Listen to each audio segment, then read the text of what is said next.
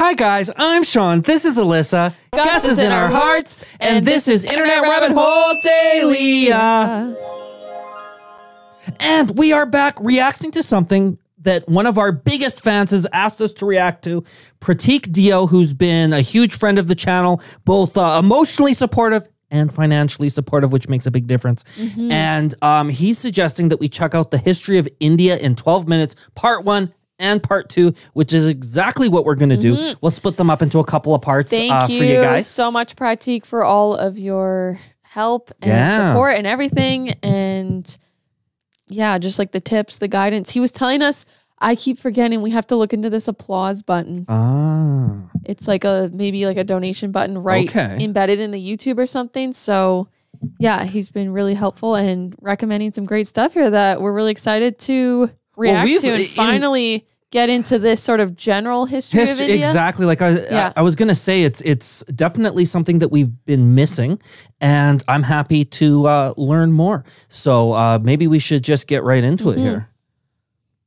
So obviously very condensed form of history here. 12 minutes. It's hard to distill things. And you're recording? Yeah.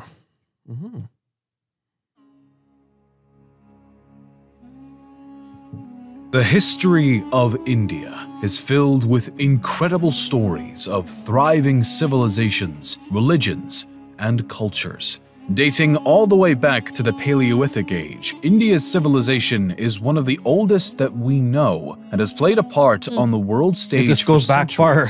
And even still today. While it is impossible to truly capture all of India's history in one video, it still serves as a worthy topic to delve into. Evidence of cave paintings and stone tools have revealed that the first signs of human activity in India can be traced back to somewhere between 400,000 and 200,000 BC. Details concerning the civilizations inhabiting the region back that long ago do not exist, but we do know that one of the first sophisticated societies to walk the lands of India was the Harappan people, who likely existed throughout the first few thousand years BC. Oh, neither have I. Positioned along the Indus River, the Harappan people had their own writing system, advanced social and economic system, and impressive urban cities and architecture. It is unknown why this civilization collapsed around 1500 BC, but some attribute their demise to the common floods and other natural disasters in the region, or potentially in... I just think of like something like that happening and like say a bunch of people died, it just like decimated most of the population, and then say like only there was like 10 people that sort of survived. Like imagine being like part of those that in this ghost, like, you know, everyone gets wiped out, but there are still some survivors, and you're just like walking around like, what the heck are we supposed to do? Yeah, geez, it's and then eventually if you just the last people end up like dying and then no one can reproduce, then that's just how it's interesting how they actually don't know exactly. Yeah, there's a lot. It sounds like there's a lot of speculation here, and I mean, this was before any sort of formal records were kept, and so very interesting. Like we both were saying, we hadn't heard of this before. From Western and Central Asia. The next known civilization to leave a mark on Indian history books was the Vedic Aryans. These people were initially migrants who spoke an early form of Sanskrit and were determined to stay true to their own tribal identity. The name they've been given, the Vedic people, comes from 4 sacred texts, or Vedas, that have presented researchers with a glimpse into this civilization's lives and beliefs. These Vedas are often considered to be the oldest Hindu scripts, and the Vedic civilization is believed to have spread their culture across a large portion of India by roughly 1000 BC. With them, the Vedic Aryans brought their philosophical beliefs. These ideas represent a theory that happiness and salvation come from a person's morals and ethics, and one's path should be based upon their place in life, but should always be righteous and good. The Vedic Aryans also shared their societal system as they extended their reach. This system was made up originally of 3 tiers: Brahmin, or priest, Kshatriya, or warrior, and Vaishya, or commoner. The Aryans continued to spread their tribal settlements across India throughout the following centuries as their own civilization grew and flourished in both culture and trade. A series of 16 individual settlements or states spanned across northern India, including the Gandhara, Kosala, Kuru, and the Magadh. The latter particularly flourished under the rule of Chandragupta Maurya during the 4th century BC as it began to expand, and its leader grew his own authority and worked to form the Mauryan Empire, which is believed to be the first Indian imperial power. The Mauryan Empire established its capital in Pataliputra, near modern-day Patna, and constructed extraordinary temples, libraries, palaces, and even a university. All this stuff we don't know. The empire's trade success was impressive, and it maintained a remarkable governmental system and strong army. By the time of the 3rd emperor, the grandson of Chandragupta, a stance of non-violence was taken after a bloody struggle against the kingdom of Kalinga due to the emperor's new Buddhist beliefs. Siddhartha Gautama, the Buddha, had been born in 560 BC by the reign of Emperor Ashoka. Is this like the original Buddha? Yes, that's right. Because is there different depictions? Is there different Buddhas? Yeah, there's... the one's really tubby. Yeah. But I was listening to some sort of podcast the other day, and they somehow mentioned the Buddha, and they're like, oh, the Buddha was like fit or something. Absolutely. There is a distinction between the two. Now, we'll have to do another video on that, but there definitely is... Oh, that's the one with the hair. Yeah. Well, there's... Like, I have the little stone because you can get like little Buddha. That's why like I have one that looks like that person. Yeah. But then there's the other ones with like the bald guy. Yeah. And anyways, he looks like a... We'll have to watch another video wrestler. that clarifies that, because I was interested about that too. I think a lot of people here wonder about that. The religious system he had founded was becoming more and more prevalent throughout India. Potentially due to their unwillingness to participate in conflict, though, the Mauryan Empire eventually dissolved in the 2nd century BC after the last line of the Maurya line, Brihadratha, was murdered by his commander-in-chief, who would later found the Shunga dynasty in 185 BC. Just like a takeover. Despite the fact that Brihadratha's assassin Pushyamitra was rumored to have persecuted Buddhists, it appeared that Buddhism faced no decline concurrent with his rise to power. During Pushyamitra's reign, his kingdom maintained authority over a series of provinces as he stood his ground against other powers attempting to expand their territory. Sorry, I just want to ask, okay, is Buddhism then originates in India, right? Yep. Not, yeah, obviously, but it's really, a lot of people in China are Buddhists, right? Yeah, so it's spread far and wide. But that makes sense, because then like a lot of the yoga stuff is based on, I think, Buddhism as well. But it's like there is a misconception of, like, I for so long thought that it was, because it seems almost it's more popular kind of in China. Well, maybe, I think there's probably a lot of people that are yelling at their screen right now because you're coming from a very Western perspective as well too, right? Obviously, but I'm just saying now it's probably more popular in other parts of Asia than India. Like India is more, there's more Hinduism, Sikh, Jainism. Yeah, like, I'm not sure. You know what, to tell you the truth, I really couldn't tell you. We'll have to dig into that a little bit, I think. Okay. Towards his own. After the monarch's death, though, his dynasty seemed to have fallen in terms of importance. The dynasty is not known to have done anything notably relevant, and their control was short-lived. A variety of settlements and invading powers controlled India at this time, one being the Kushana kingdom, known for their significant trade involvement with Chinese, Persian, and Roman empires along the Silk Road. One Kushana ruler, Kanishka, in the 1st century AD, also converted to Buddhism and helps to further the religion throughout the region. In 75 AD, the Kushana kingdom marked a new era, the Shaka era. A bit of distance from the Kushanas in the south, a handful of other powers rose, fell, and fought for supremacy amongst each other. The kingdoms of Satavahana, Chera, Chola, and Pandya were some of the major authorities in the south during this time and through They hadn't talked about the south till now. They hadn't. Sorry, I'm gonna comment. Yeah, it's okay. Things. I just wanted to pause so I can hear stuff. Okay, it's a lot of info, but it's interesting because they were only focusing on the upper region for so long. So it's like, were there people in the South this whole time? He was only talking about like the original empire, the one that started with the M. Yeah. It was in the upper. Yeah, I don't know. Maybe region. That's where most of the activity was happening. Oh, the South all of a sudden now. I don't know. Like it was sort of vacant. We'll have to check out, a longer video, which no doubt would go into some of this stuff in greater detail. All these regions happened. Yeah. Became the face of northern India during the Classical Age, and the majority of the region was united under their authority during what is often described as northern India's Golden Age. The reign of the Gupta Empire is regarded as a time of law and order, as well as cultural flourishing. The rulers of the empire were no strangers to military expedition, but aims to expand their territory through peaceful means, such as martial alliances, no less than through military action. Though the Gupta Empire had extensive success over centuries, they eventually reached a point of decline between the 5th and 6th centuries as invading Huns from Central Asia began to annex and take over the ones in Mulan. Dominant empire's land. The Huns. Yeah. You know that? Yeah. They're the ones in Mulan. Oh, there you go. Yeah, I don't believe I've actually seen Mulan, so. Mulan is sort of based on a true story. Yeah,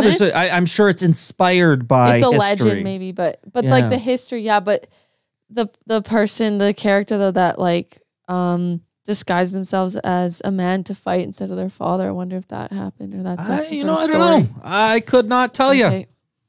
As the religions of Buddhism and what later became Hinduism thrived, local and trespassing authorities continued to fight for territory and dominion over the following centuries. The next major shakeup of the Indian civilization came with the arrival of Islam.